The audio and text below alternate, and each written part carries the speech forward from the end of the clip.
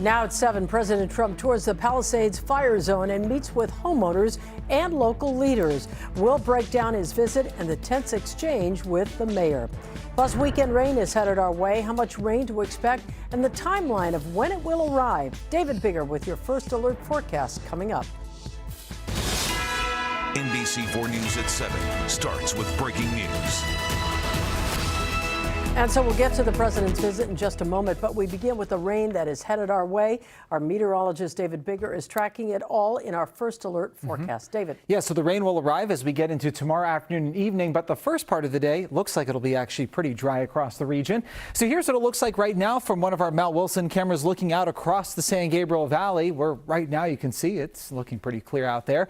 As we get into the overnight hours tonight and into tomorrow, we will be watching the clouds increase, and I think we'll actually start the day pretty dry initially, then we'll start to get some showers as we get into the afternoon and the evening hours. Most of those showers will be light, but as we get into Sunday, the activity will increase a bit, and so will the intensity of some of the showers. A couple of these might be on the moderate to heavy side, and that does bring a little bit of concern for some of our burn scars, where we will likely see some runoff regardless of the shower activity. But if any of them are heavy enough, we do have the risk for maybe getting some mudslides or debris flows, although I think that risk is still pretty slight. We do have a flood watch up for a couple parts of LA County into some sections of Ventura County, covering the Palisades fire, the Hughes fire, the Hearst fire, the Eden fire, and the Bridge fire burn scars, although I think out of all of these, the highest risk for seeing anything would probably be the Eden fire burn scar. As we take a look at the rainfall totals, this is what we're going to be seeing with this next storm, about ½ inch to 3/4 of an inch of rainfall, but closer to the mountains, including some of these burn scars, we could see up to 1.5 inches of rain. Most of this will be beneficial rainfall, kind of the light to maybe at times moderate rain. It'll help improve air quality and keep some of the ash down, but we will be watching to see if any of these are on the heavier side, and I've got details on that coming up in just a couple of minutes. All right, David, thank you. And before the rain gets here, it's a good time to download the NBC LA app. You can always get weather alerts sent directly to your phone and track live radar to see when the rain will be in your area. President Trump just wrapped up his trip to view the damage in the neighborhoods in Pacific Palisades, and he made a promise to cut federal red tape and support in the rebuilding process. President Trump touched down at LAX just before 3 o'clock this afternoon, where he and the First Lady were greeted by Governor Newsom. The president emphasized everyone needs to work together and promised firefighters and homeowners alike. It's a homeowner who had said that they had just heard it was going to take 18 months. Heard last night, they said. Right, last night, just to clear the lot. 18 months, a year and a half. That was this exchange. Here's how it started. We were all told that the EPA said it would be 3 to 6 months to check all the dirt, and then it would be another 18 months to clear all the lots. So we're all sitting here now, and is that local? Yeah. Yes. You got it. So when we're sitting here now, and Mayor, I don't want to be the only one to give you permits like in one day, and then I find out that the cities, the towns, and the state is not going to give you permits. We are going to do everything we can, slashing regulations, expediting everything so that people can begin the process right away. So if you're telling us now faster, is it 6 months? Is it, I mean, all of our lives, rents, all this stuff is weighing on this. People are all over the place. They're standing, and I say, why aren't you going in? We're trying to get a permit, and the permit's going to take them. Everybody said 18 months. You said 18 months. You said 18 months. No, it's not even a permit. That's what you guys talked about. And that was last just to clear the blocks. 18 months to clear the blocks. We can't even see our homes right now. We are blocked from entering our street. Right. We can't even. This is our first time we saw our house was yesterday. Therein lies the frustration, and I'm sure in the Altadena area, the same things, there's the same frustration. And I don't think there's a good answer to this. A year and a half to clear the lot, I can see why they're upset over that, but there are a lot of lots, thousands of lots to clear, and then they got to figure out where to put everything. Well, we have a story about that coming up. They're talking about Irwindale. Lolita Lopez worked on that. But you can understand the frustration. Oh, absolutely. And there was some frustration that the president went to the Palisades and not necessarily to Altadena to look at the neighborhoods there. Right, and to that degree, there was representation for those who were impacted by the Eaton fire, and among them was Catherine Barger, the supervisor that represents that. That was the first point that she wanted to make, is that, listen, we have 10,000 essentially structures that were lost in that fire, and they need the same kind of attention. Here was the county supervisor at this meeting. These are individuals who are feeling forgotten.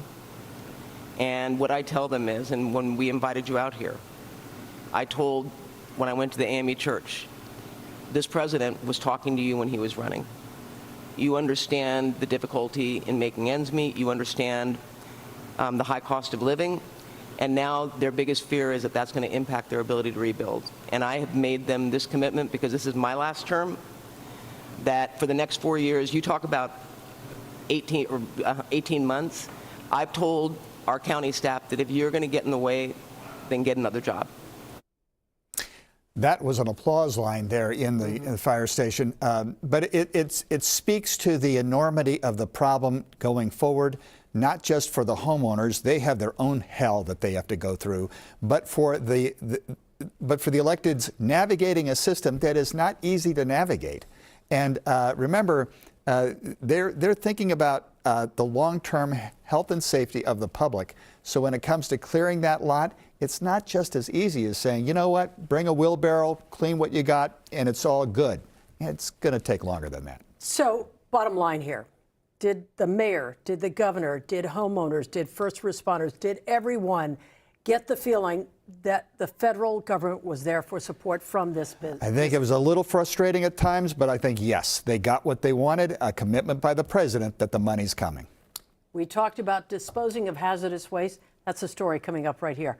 For the first time, and only on NBC4, we're learning more about the cleanup process, the hazardous debris left behind from the Eaton fire and the Palisades fire, and how it will be carried out. Lolita Lopez has more from Irwindale on how toxic materials are being brought in and disposed of safely.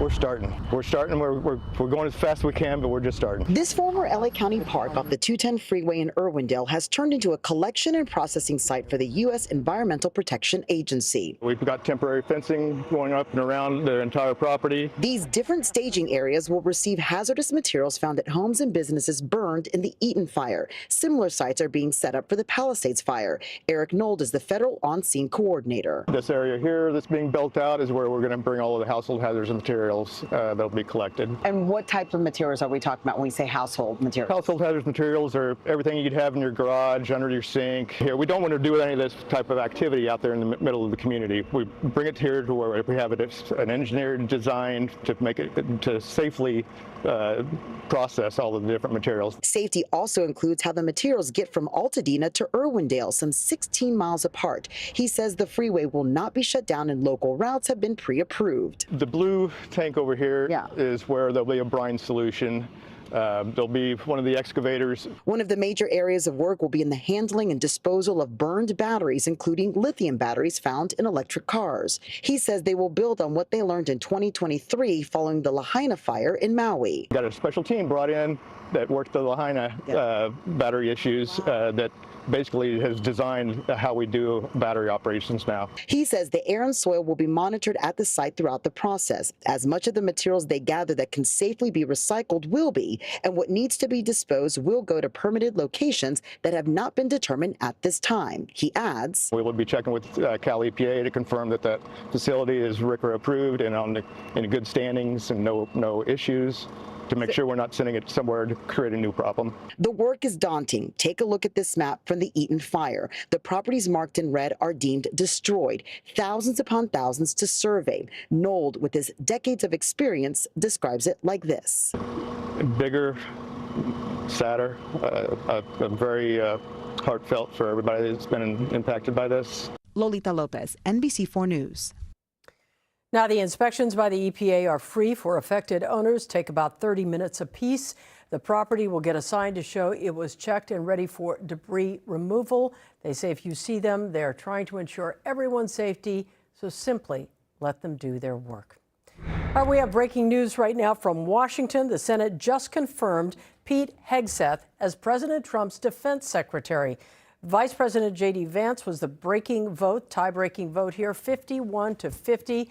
Senator Mitch McConnell, along with two other Republican senators, voted with Democrats against the confirmation.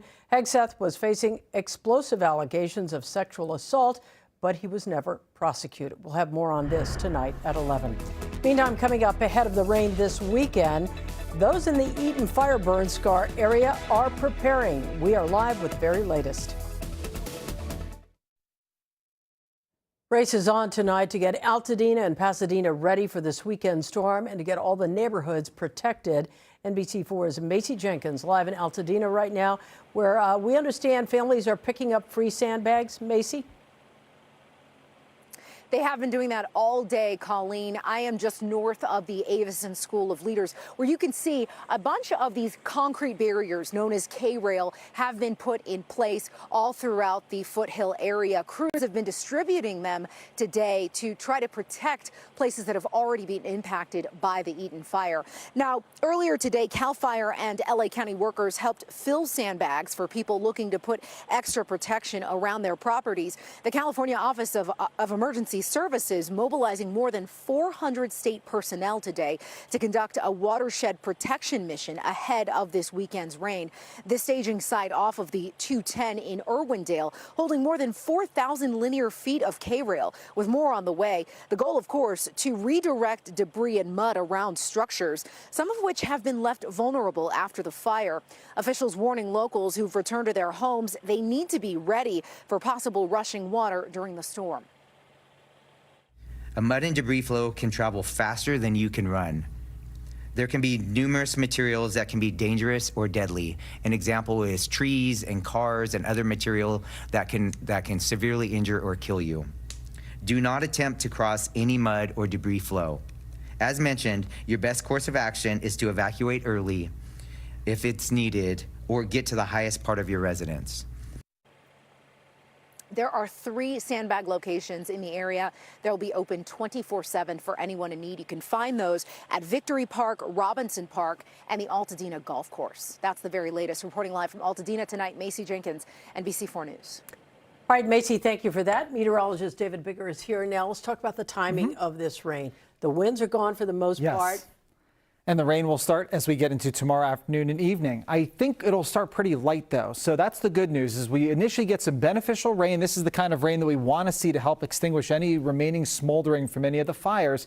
And then we'll start to see a little bit of an intensity change as we get into Sunday. And I'll explain a little bit more on what's behind that and some of the things we're keeping an eye on as we head into the Sunday time frame. So let's pick up Futurecast right around 7 o'clock in the morning tomorrow. You'll notice no green here on Futurecast just yet, so we're not looking at any rainfall, but we have plenty of clouds in the area. We'll definitely start off on the mostly cloudy side, and it may look at times like it wants to rain, but the atmosphere is still so dry at this point that nothing's going to be able to get to the surface until we get closer to maybe the middle of the day, where you see a little tiny green speck trying to pop up there.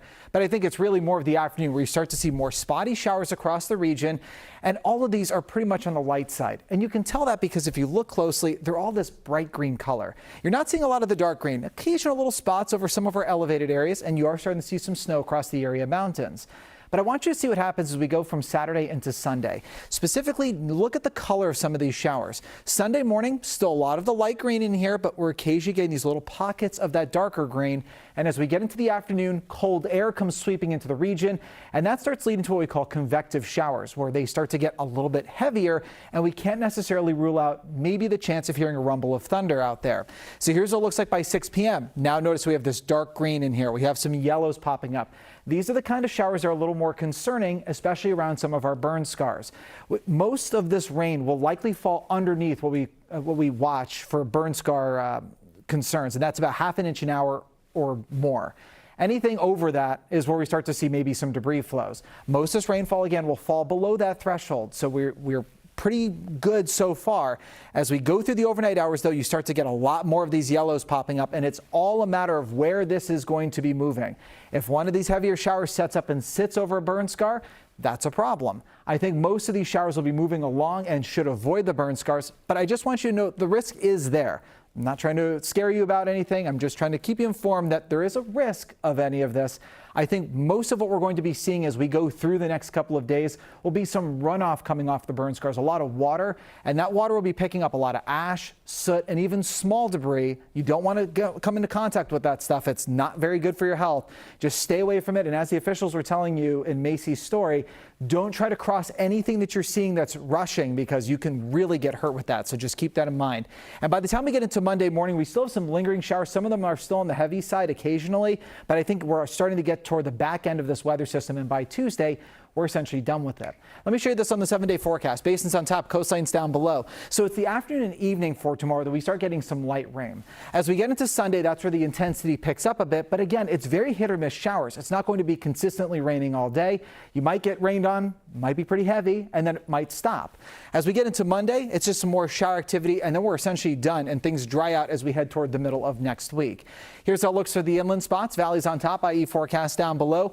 As we show you the shower activity for the week, I want to point out that of all the burn scars, it's really the ones closest to the mountains. So the Eden fire and the Hughes fire that we're going to be watching the closest as we get into Sunday and Monday, and then drier as we head toward the middle of the week. It'll be windy for the high desert for tomorrow. Occasional chance of showers. Same with Sunday, just a few shower chances out there, and then dry for the middle of the week, and plenty of snow across the area mountains above 5,000 feet. We could pick up as much as a foot of snow closer to the resorts. Also pretty windy as we get into the weekend. That's a look at your forecast. We'll be right back after this break. This Sunday marks 5 years since Kobe, his daughter Gianna, and 7 others were killed in a helicopter crash. On the anniversary of Kobe Bryant's death, we remember his legacy and his impact beyond the court, including his support for homeless young people. The Hollywood nonprofit My Friend's Place is thankful for that time that Kobe Bryant walked through their doors in June of 2011. Kobe and his wife Vanessa stopped by to listen to homeless youth. They donated money and shoes. We'll be right back. David Bigger is back right now with a final check of the weather for the weekend. And Colleen, I just wanted to readdress the flood watch that we have for our area. This is up for the weekend, so you can see it goes from 4 p.m. Sunday through 4 p.m. Monday. I know a lot of folks around, some of our burn scars are very concerned about this. I don't want you to necessarily be afraid. I just want you to be very aware of some of the stuff that might be happening this weekend. We will likely see some runoff coming off the burn scars. It's water going to be mixed with ash and soot and maybe some small debris. But if we do get any of those heavier showers or thunderstorms and it happens to move over a burn scar, that's a little bit more of a concern. But again, these are all going to be very hit or miss, so it's so hard to say exactly how high the risk is. As always, though, we'll be keeping an eye on the situation for you. That wraps it up for us at 7. We hope to see you back here tonight at 11. Access Hollywood is